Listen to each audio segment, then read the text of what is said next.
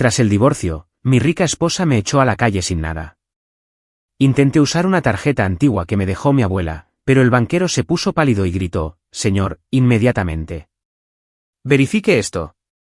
Me quedé en shock cuando descubrí que la tarjeta del cajero automático permaneció en mi billetera durante 23 años, con los bordes desgastados por 2 décadas de estar intacta detrás de mi licencia de conducir.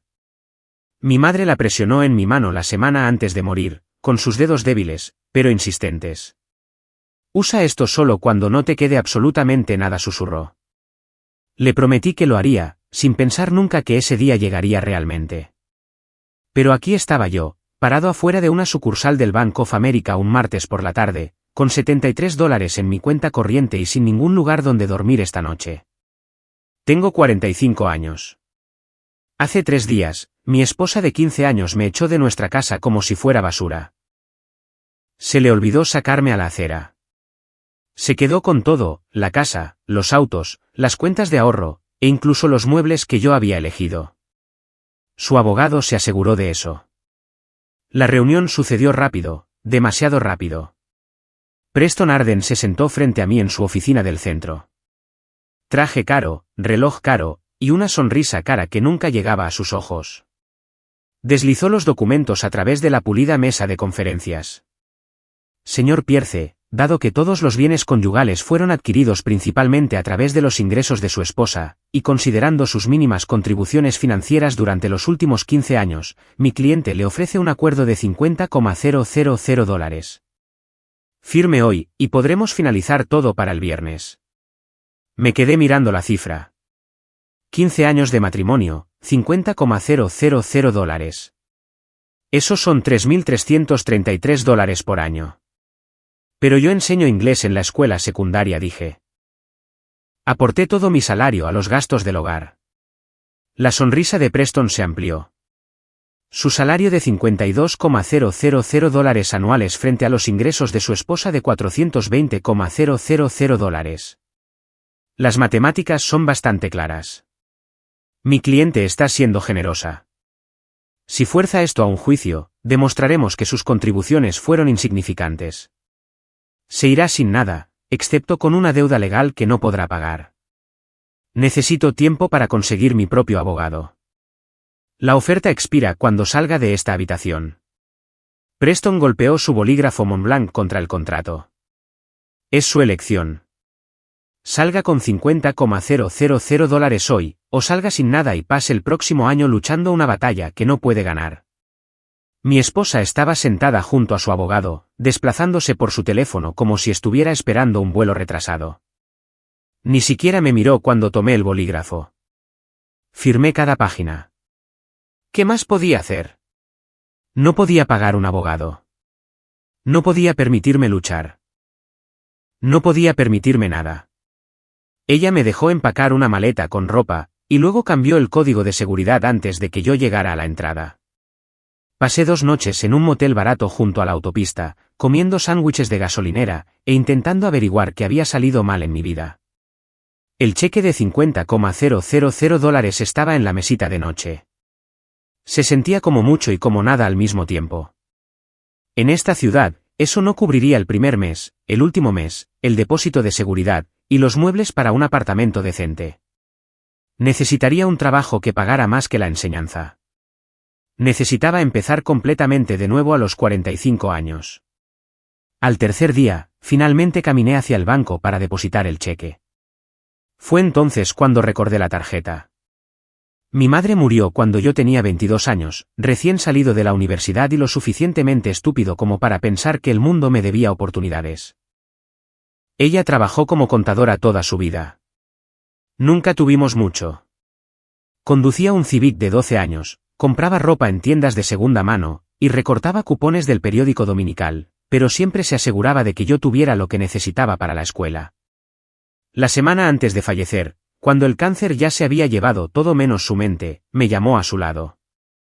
«Nathan, necesito que me prometas algo». «Lo que sea, mamá». Sacó una tarjeta bancaria del cajón de su mesita de noche. Le temblaban las manos mientras la presionaba contra las mías.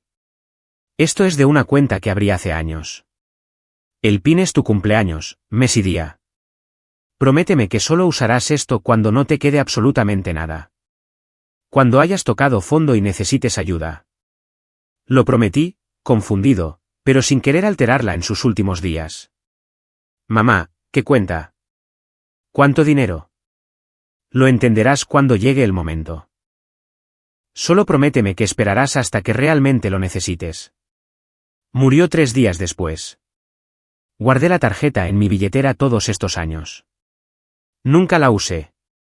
Ni siquiera verifiqué el saldo. De alguna manera se sentía mal, como admitir que necesitaba la ayuda de mi madre muerta. Asumí que tal vez era una pequeña cuenta de ahorros, unos pocos miles que ella había logrado apartar. Pero de pie afuera de ese banco, literalmente sin nada, finalmente la saqué. La banda magnética era apenas legible después de 23 años. La deslicé en el cajero automático, medio esperando que fuera rechazada, o que estuviera cerrada, o marcada por inactividad. Por favor, ingrese su PIN. Escribí 0724. 24 de julio, mi cumpleaños. La máquina tardó más de lo normal en procesar. La pantalla se puso en blanco. Luego, parpadeó un mensaje que hizo que se me revolviera el estómago: por favor, vea a un banquero inmediatamente. Perfecto. La cuenta probablemente estaba cerrada. 23 años era mucho tiempo. Por supuesto que no funcionaría. Me estaba dando la vuelta para irme cuando la puerta principal del banco se abrió con fuerza. Un hombre con un traje oscuro, cuya etiqueta con el nombre decía Hugh Osborne, gerente de sucursal, prácticamente corrió hacia mí. Señor, dijo, respirando como si acabara de correr a través del edificio. Señor, por favor, no se mueva. Necesito que entre ahora mismo. Es urgente. ¿Hay algún problema? Su rostro estaba pálido. Sus manos realmente temblaban. La cuenta a la que acaba de acceder. Necesito verificar algo inmediatamente. Por favor. Por aquí. Lo seguí adentro, pasando las ventanillas de los cajeros hasta una oficina privada en la parte trasera. Cerró la puerta, buscó algo en su computadora, y sus dedos temblaban mientras escribía. Señor, ¿puedo ver alguna identificación? Le entregué mi licencia de conducir. La comparó con lo que fuera que había en su pantalla, y luego me miró como si yo fuera un fantasma. Señor Pierce, ¿cuándo fue la última vez que accedió a esta cuenta? Nunca. Mi madre me dio la tarjeta hace 23 años, justo antes de morir. Nunca la he usado hasta hoy. Hugh se recostó en su silla y se pasó la mano por el cabello. Parecía que iba a vomitar. Señor Pierce, la cuenta a la que acaba de intentar acceder tiene un saldo actual de $47,3 millones. Las palabras me golpearon tan fuerte que de hecho me reí. Era la cosa más absurda que había escuchado jamás. Eso es imposible. Mi madre era contadora. Conducía un auto más viejo que yo. Vivimos en un apartamento de 2 habitaciones durante toda mi infancia. Tiene la cuenta equivocada. Hugh giró la pantalla de su computadora hacia mí. Vi el nombre de mi madre en la parte superior de un documento, Eleanor Marie Pierce. Su madre no era solo una contadora, señor Pierce. Según estos registros, ella era la accionista principal de algo llamado Sterling Financial Holdings. ¿Le suena ese nombre? Negué con la cabeza, sintiendo como si estuviera atrapado en el sueño de otra persona. Hugh sacó otro documento, este denso con números y nombres de compañías que reconocía vagamente.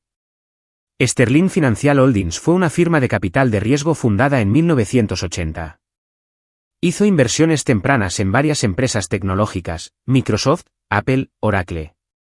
La inversión inicial de $50,000 de su madre creció exponencialmente durante 40 años.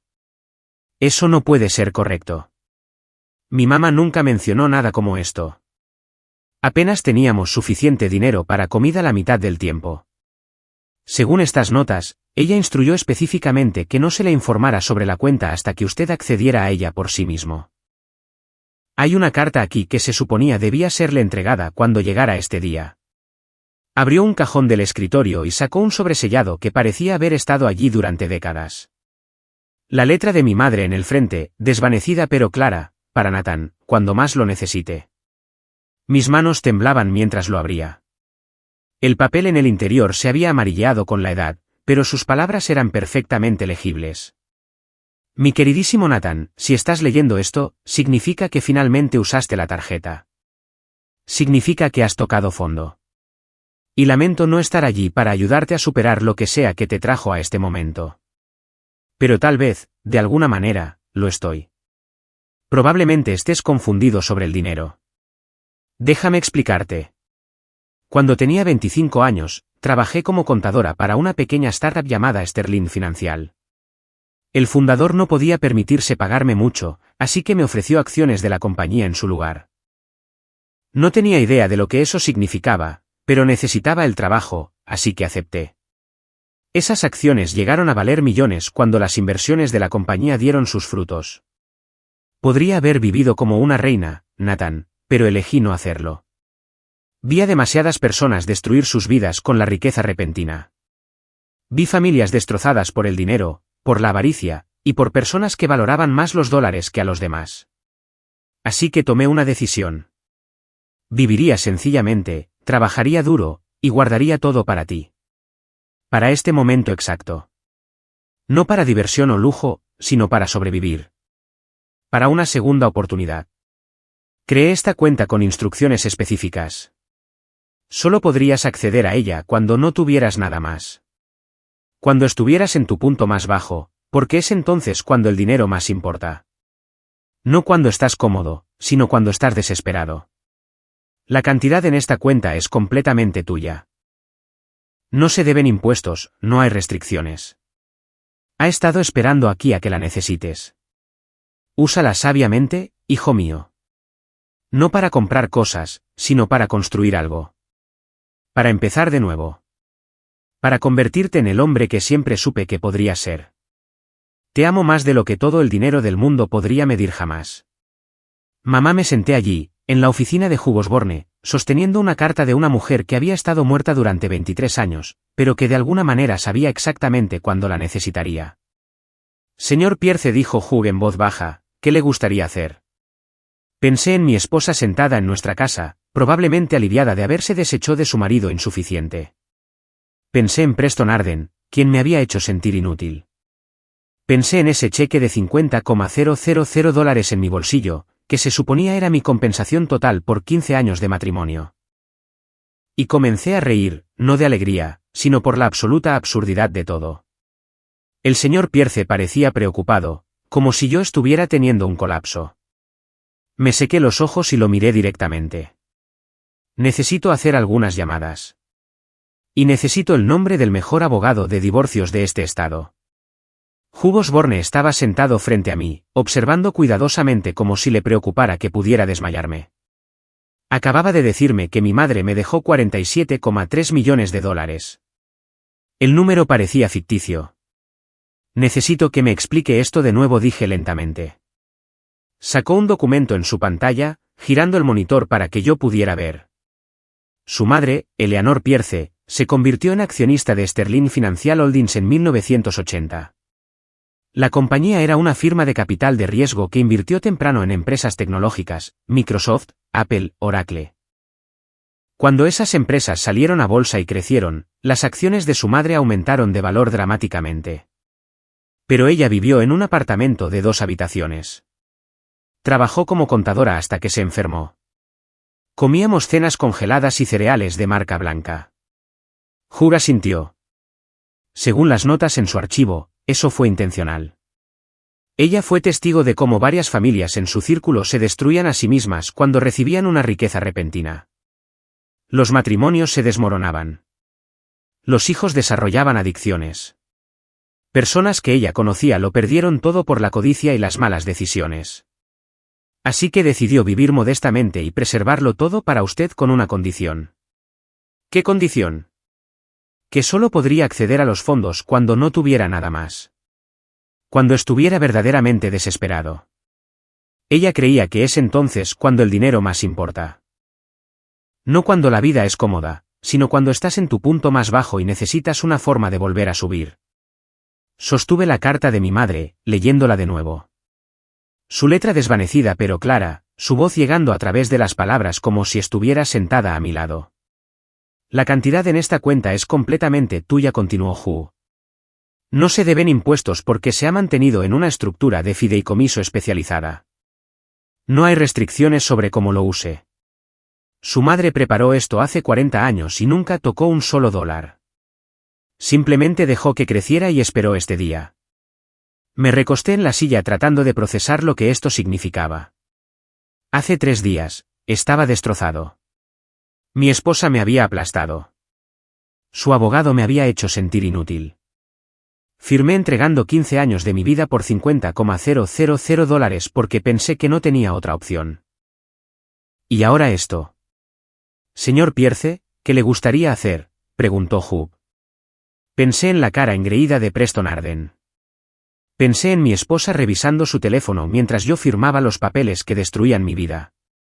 Pensé en cómo ambos asumieron que estaba vencido, acabado, demasiado débil para contraatacar.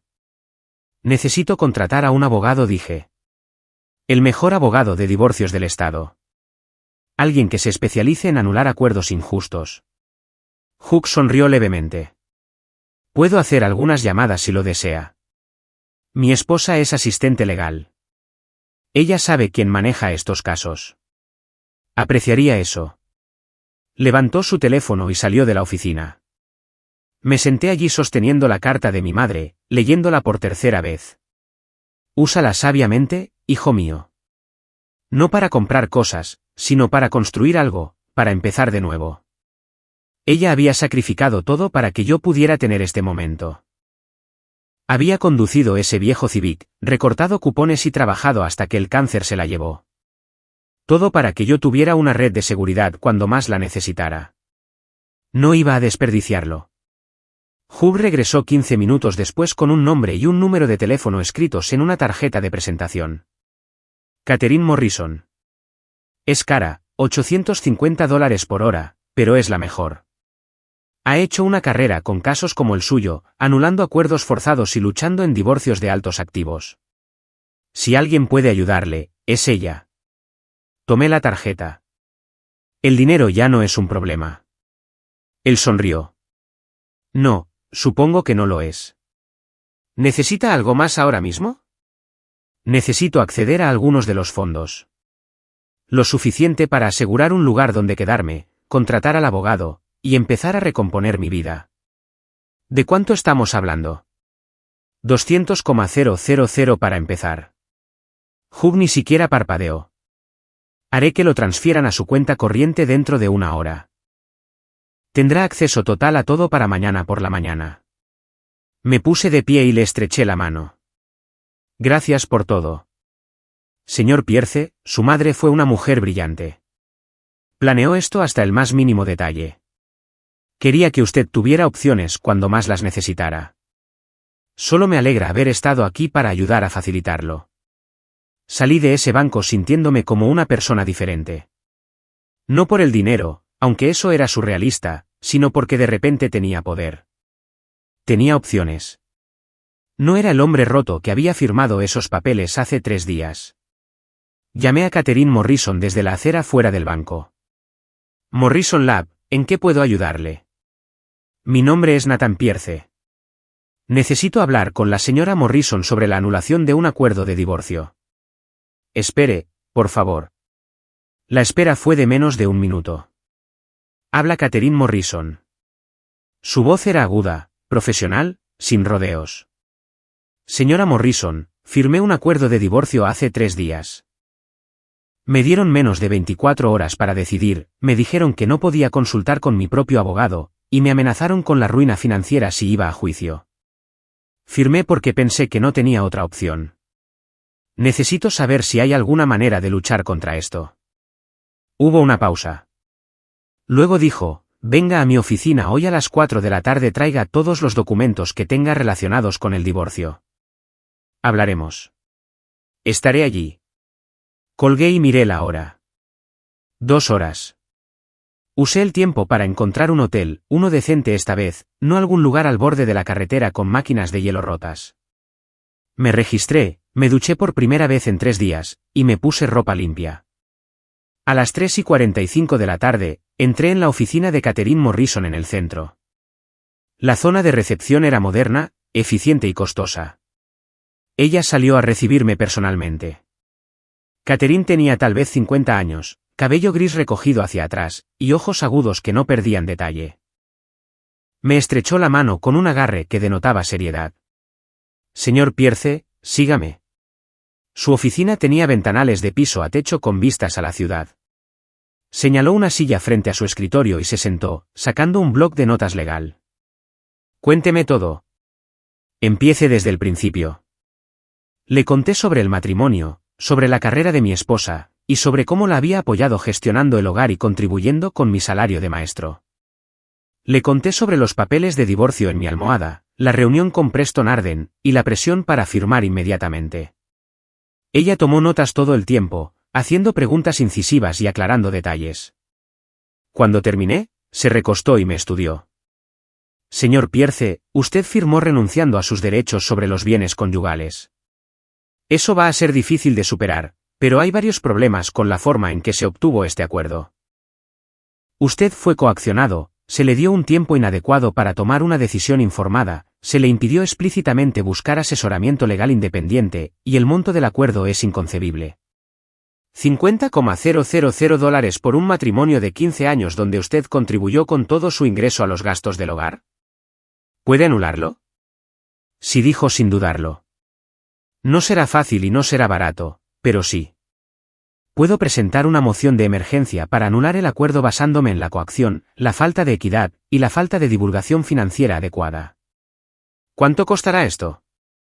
Cobro $850 por hora. Un caso como este podría costar $100,000 o más, dependiendo de qué tan duro luchen. Puedo permitírmelo. Ella levantó una ceja. Hace 3 días, no podía pagar su propio abogado. ¿Qué cambió? Heredé dinero de mi madre. Lo suficiente como para que el costo ya no sea una preocupación. Catherine sonrió. Y no fue una sonrisa amistosa. Fue la sonrisa de alguien a quien acababan de darle todas las armas que necesitaba para la batalla. Bien, dijo.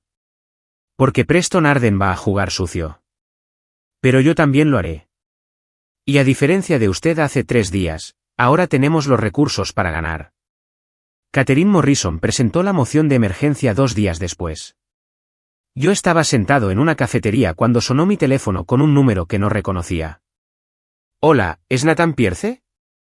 La voz era cortante, irritada. Sí. ¿Quién habla? Preston Arden. Tenemos que hablar sobre esta ridícula moción que presentó su abogada. Tomé un sorbo lento de mi café, dejándolo esperar. Hace una semana, este hombre me había hecho sentir como basura. Ahora, me estaba llamando, y podía escuchar la tensión en su voz.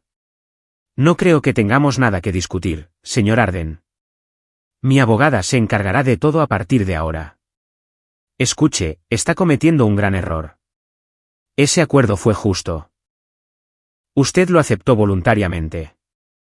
Ningún juez lo va a anular solo porque esté teniendo dudas. No tuve dudas. Tuve coacción. Me dio menos de 24 horas para decidir, me amenazó con la bancarrota si no firmaba, y me dijo explícitamente que no podía conseguir mi propio abogado. Eso no es una negociación. Eso es intimidación. Su tono se endureció. Usted firmó los papeles. Eso es legalmente vinculante. Cualquiera que sea el dinero que haya recibido repentinamente no cambia el hecho de que aceptó los términos. En realidad, lo cambia todo. Verá, hace una semana, estaba desesperado y roto. Usted contaba con eso. Sabía que no podía permitirme luchar, así que me empujó a firmar renunciando a 15 años de mi vida por Calderilla. Pero ahora puedo permitirme luchar, y lo haré. Hubo una larga pausa. Luego Preston dijo, su esposa está dispuesta a negociar. Podemos discutir aumentar el monto del acuerdo si retira esta moción. Me reí. Realmente me reí. Negociar. ¿Ahora quiere negociar? ¿Dónde estaba esta flexibilidad la semana pasada cuando me estaba amenazando? Señor Pierce, sea razonable. Estoy siendo razonable. Estoy usando el sistema legal exactamente de la misma manera que usted lo hizo. Excepto que ahora el campo de juego está nivelado y a usted no le gusta. Colgué. 3 horas después, mi teléfono sonó de nuevo. Esta vez era Catherine. Preston Arden acaba de llamarme, dijo. Quiere reunirse y discutir opciones de acuerdo. ¿Qué le dijiste? Le dije que lo veríamos en la corte. La audiencia está programada para el próximo miércoles. La jueza Rachel Steinberg preside. Ella tiene cero tolerancia con las tácticas legales coercitivas. Esto es bueno para nosotros. ¿Qué debo esperar?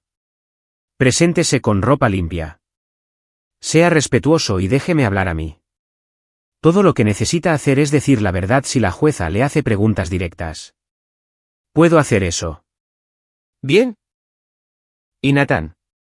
Preston va a intentar hacerte quedar mal. Argumentará que estás simplemente amargado y eres codicioso. No dejes que te afecte. Mantén la calma. Lo haré. La semana anterior a la audiencia, me concentré en recomponer mi vida. Encontré una pequeña casa para alquilar. Nada lujoso, pero limpia y cómoda, con un patio trasero y buena luz. Compré muebles básicos, instalé una oficina en casa, y comencé a reconectar con las personas que había perdido durante mi matrimonio.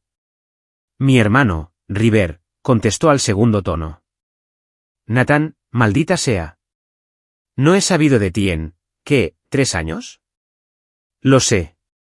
Lo siento. Las cosas se complicaron. ¿Complicaron? Viejo, desapareciste. Llamé. Envié mensajes. Incluso aparecí en tu casa una vez y tu esposa me dijo que estabas ocupado y me cerró la puerta en la cara. Hice una mueca. Sí, ella le hizo eso a mucha gente. Espera, ¿dijiste tu esposa? ¿En tiempo pasado? Nos estamos divorciando. Bueno, estamos divorciados. Es complicado. River soltó un silbido bajo. Lo siento, hombre, pero honestamente, no me sorprende. Ella siempre te trató como si estuvieras por debajo de ella. Lo sé. Simplemente no lo vi claramente hasta ahora. ¿Necesitas algo? ¿Lugar donde quedarte? ¿Dinero? ¿Alguien que te ayude a mudarte? En realidad, estoy bien.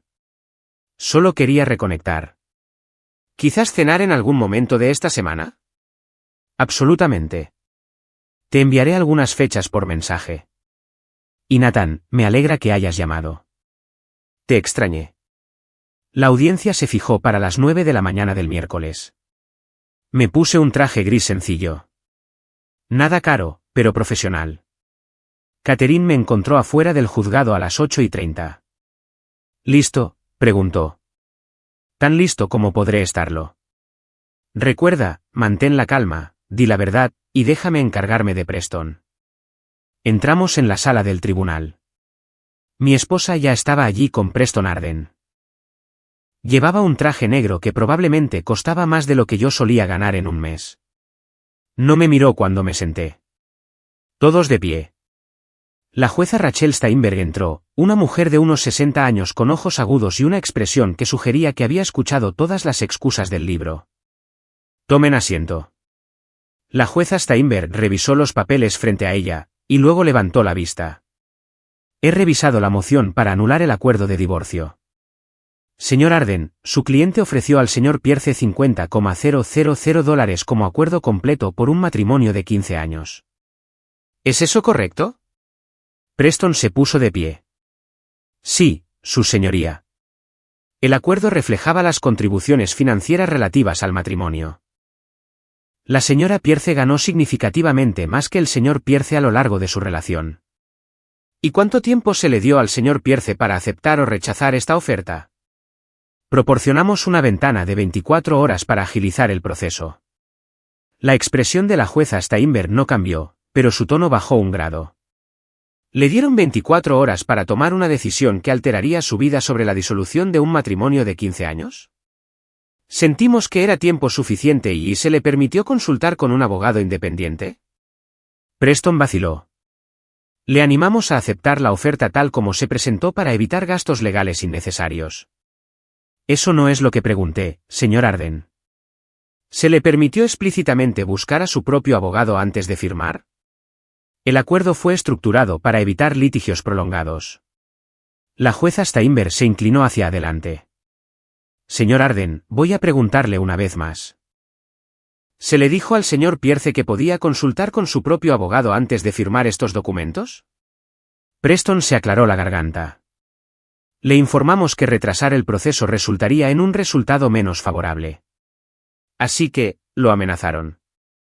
La jueza Steinberg se volvió hacia Catherine. Señora Morrison, su moción argumenta coacción e inconcebibilidad. Presente su caso. Catherine se puso de pie con fluidez. Su señoría, al señor Pierce se le presentó una oferta de tómalo o déjalo, se le dio menos de un día para decidir, y se le amenazó explícitamente con la ruina financiera si buscaba asesoramiento legal independiente o se negaba a firmar. Esto es coacción de manual. Además, un acuerdo de $50,000 por un matrimonio de 15 años, donde el señor Pierce contribuyó con todo su salario de maestro a los gastos del hogar, es inconcebible y punitivo.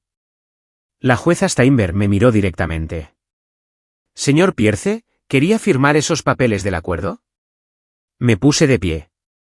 No, su señoría. Pero me dijeron que si no firmaba inmediatamente, me iría sin nada y quedaría enterrado en una deuda legal que no podía pagar.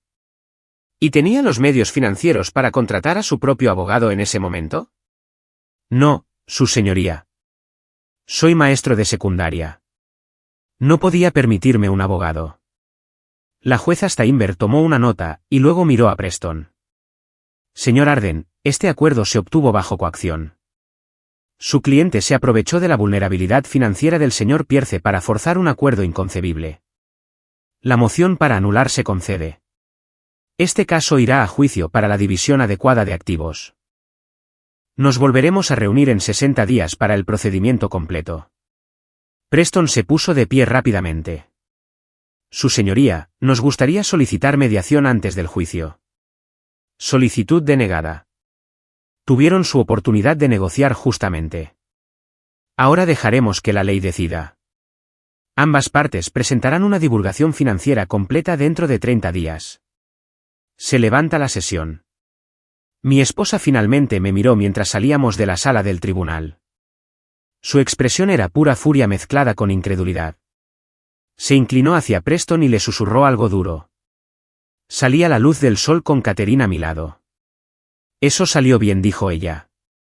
¿Qué pasa ahora? Ahora nos preparamos para el juicio.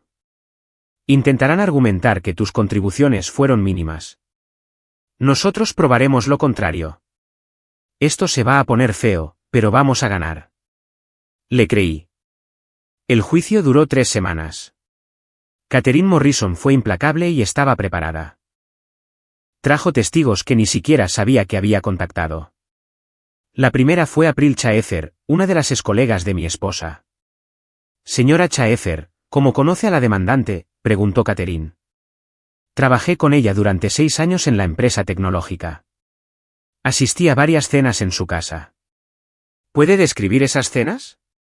April asintió. Nathan las organizaba. Él cocinaba. Él servía. Se aseguraba de que todos estuvieran cómodos. Su esposa llegaba tarde, se unía a la comida, y luego se iba para atender llamadas. Nathan manejaba todo. ¿Las presentaciones que ella daba en esas cenas? Nathan las editaba. Vi los borradores con sus notas. Preston intentó objetar, pero la jueza Steinberg dejó que continuara. Catherine trajo expertos financieros que testificaron que $50,000 por 15 años era absurdamente bajo. Trajo a mi director, Floyd Ray, quien testificó sobre mi dedicación a la enseñanza y cómo había rechazado puestos mejor pagados porque la carrera de mi esposa requería que nos quedáramos en esta ciudad. Incluso trajo a nuestra antigua consejera matrimonial, Maureen Procter. ¿Asistió la pareja a terapia?, preguntó Catherine. Sí, durante 8 meses, hace 2 años. ¿Quién inició la terapia? Nathan lo hizo. Sentía que se estaban distanciando y quería trabajar en el matrimonio. ¿Y cuál fue la actitud de su esposa durante estas sesiones? Maureen vaciló, luego dijo, asistió esporádicamente. Cuando venía, pasaba la mayor parte del tiempo en su teléfono o dejando claro que sentía que la terapia estaba por debajo de ella. Preston contraatacó con fuerza. Llamó a mi esposa al estrado. Señora Pierce, ¿quién pagó la casa conyugal? Yo lo hice. El pago inicial, la hipoteca, todo. Los vehículos, míos. Las cuentas de inversión, todas financiadas por mis ingresos. Catherine la interrogó con precisión. Señora Pierce, durante su matrimonio, su esposo gestionó el hogar. Mi esposa se movió incómodamente. Teníamos una empleada doméstica. Eso no es lo que pregunté. Su esposo se encargó de la programación, las compras de comestibles, el mantenimiento del hogar, y de entretener a sus clientes. Él ayudaba. Sí, ayudaba. La señora Chaefer testificó que su esposo organizó él solo cenas de negocios que fueron críticas para su avance profesional. ¿Está mintiendo? No, pero esas eran solo cenas. Catherine sonrió fríamente. Solo cenas. Cenas donde usted cerró tratos por valor de millones. Cenas que requerían planificación, cocina, presentación y gestión de clientes, todo mientras trabajaba a tiempo completo como maestro. Pero claro, solo cenas. Preston llamó a testigos de carácter que testificaron sobre mi falta de ambición. Catherine los destruyó en el contrainterrogatorio, demostrando que apoyar la carrera de un cónyuge mientras mantienes tu propia profesión no es falta de ambición, es compañerismo. Los argumentos finales fueron brutales. Preston argumentó que yo estaba amargado y era codicioso. Catherine argumentó que yo era un hombre que había sido sistemáticamente devaluado y luego legalmente intimidado para aceptar un acuerdo inconcebible. La jueza Steinberg se tomó 2 días para emitir su veredicto. Cuando regresamos a la sala del tribunal, no perdió tiempo. Después de revisar toda la evidencia y los testimonios, este tribunal encuentra que el acuerdo original es inconcebible y fue obtenido a través de la coacción. El tribunal ordena lo siguiente: la casa conyugal se venderá, y las ganancias se dividirán equitativamente. Todas las cuentas de inversión se dividirán equitativamente. Todos los vehículos se venderán, y las ganancias se dividirán equitativamente. La señora Pierce pagará al señor Pierce $450,000 en manutención conyugal adicional para igualar el acuerdo. Se levanta la sesión. El rostro de mi esposa se puso blanco. Se volvió hacia Preston, quien parecía haber recibido una bofetada. Salí de ese juzgado con Catherine a mi lado. Acabas de ganar aproximadamente $3 millones, dijo ella. Asentí. Pero el dinero no era lo que importaba. Lo que importaba era haberme defendido. Lo que importaba era probar que 15 años de mi vida tenían valor. Gracias, Catherine. Ella sonrió. Tú hiciste esto. Luchaste cuando la mayoría de la gente simplemente habría aceptado la derrota. Mi madre me enseñó a usar su regalo solo cuando no me quedara nada. Resulta que no tener nada era exactamente lo que necesitaba para encontrar todo lo que había perdido. 6 meses después del veredicto, estaba sentado en mi patio trasero un sábado por la mañana, calificando ensayos y bebiendo café. La casa que alquilaba era modesta pero cómoda, con suficiente espacio para mí y nada que no necesitara. El acuerdo de divorcio se había finalizado. La casa vendida, las inversiones divididas, todo partido por la mitad. Con los $450,000 adicionales que ordenó la jueza, el total llegó a poco más de 3 millones. Pero no había cambiado mucho de mi vida. Volví a enseñar inmediatamente. Los chicos necesitaban consistencia, y honestamente, yo también. La enseñanza me daba un propósito que el dinero nunca podría darme. Mi teléfono vibró. Un mensaje de texto de River: cena esta noche. Llevo a Fight. Ella quiere conocerte. Sonreí y respondí, sí. Esa noche, me reuní con mi hermano y su novia en un pequeño lugar italiano en el centro. Fight era cálida y divertida, haciendo preguntas genuinas sobre mi trabajo y escuchando realmente las respuestas. Se sentía extraño después de años en que mi esposa tratara mi profesión como una vergüenza. Tu hermano dice que eres maestro, dijo Fight. ¿Qué grado? Inglés de secundaria.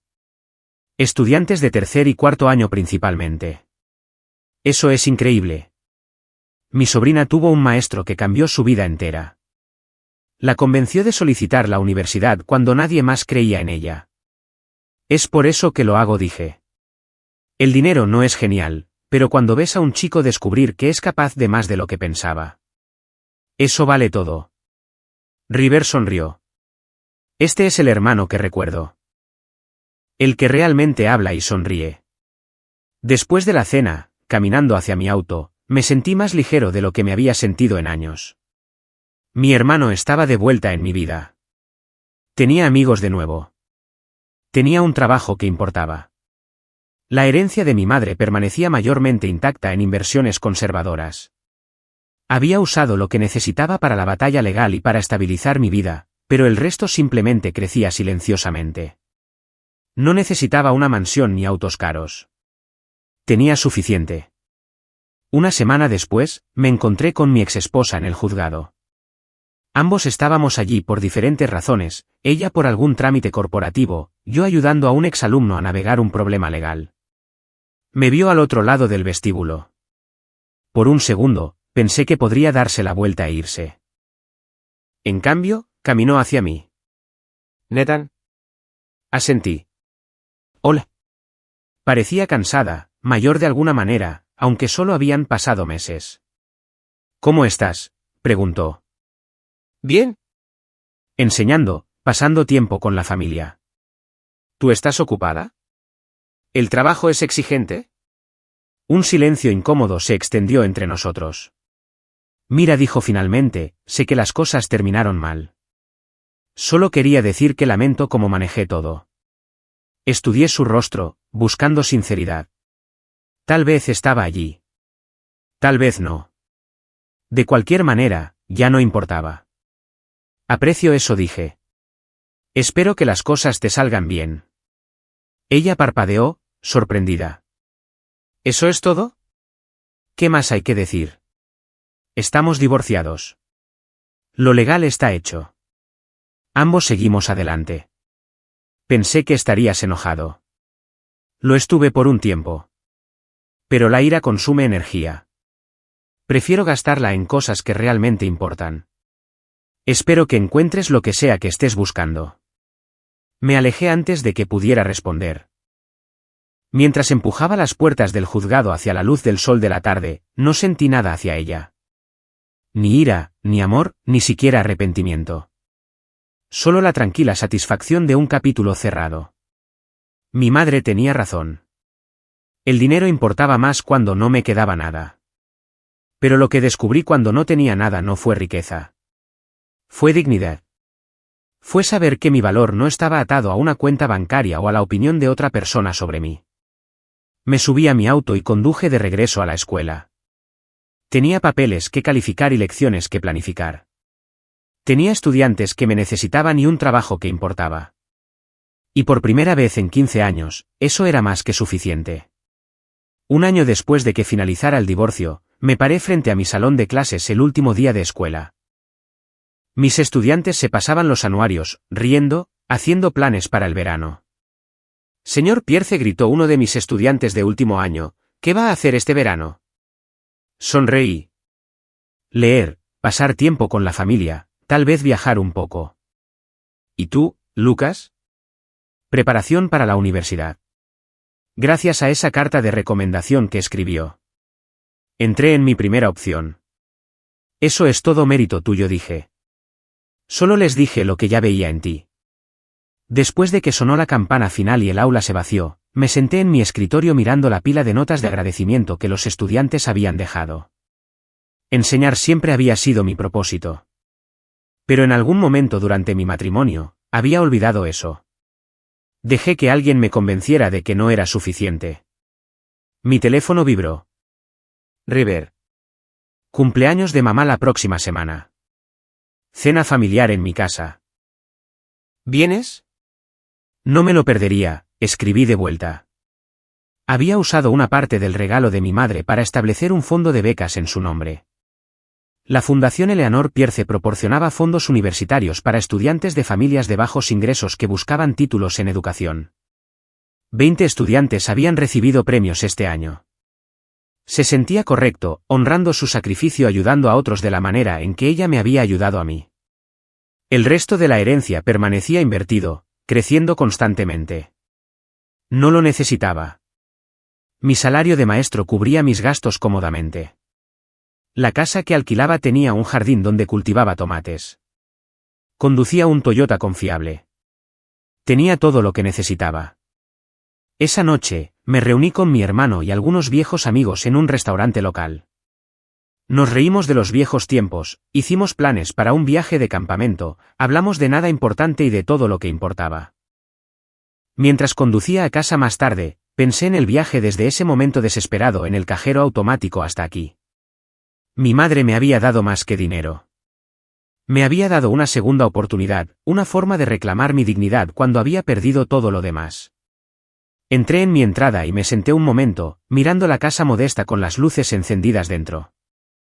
Sin mansión, sin autos de lujo, sin nada caro. Solo una vida simple y honesta construida sobre un trabajo que importaba y relaciones que eran genuinas. Mi exesposa tenía su éxito, su dinero y su imperio corporativo.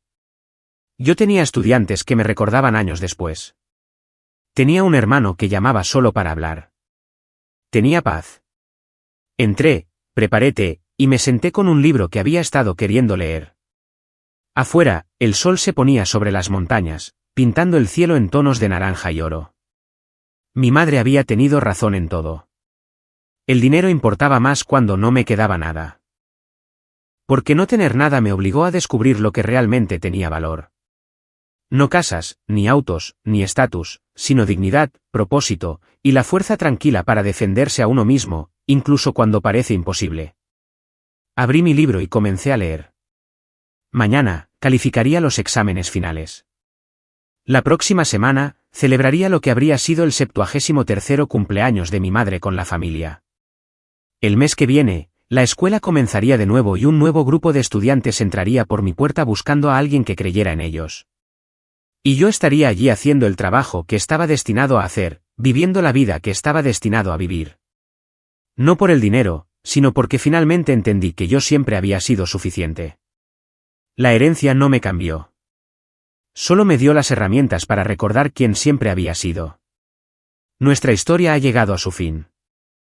Si has llegado hasta aquí, ¿qué tal si te suscribes a nuestro canal? Nos ayuda inmensamente. He seleccionado otros 2 vídeos para ti que estoy seguro de que disfrutarás. Siéntete libre de hacer clic en ellos. Te estaré esperando en la próxima historia. Hasta pronto.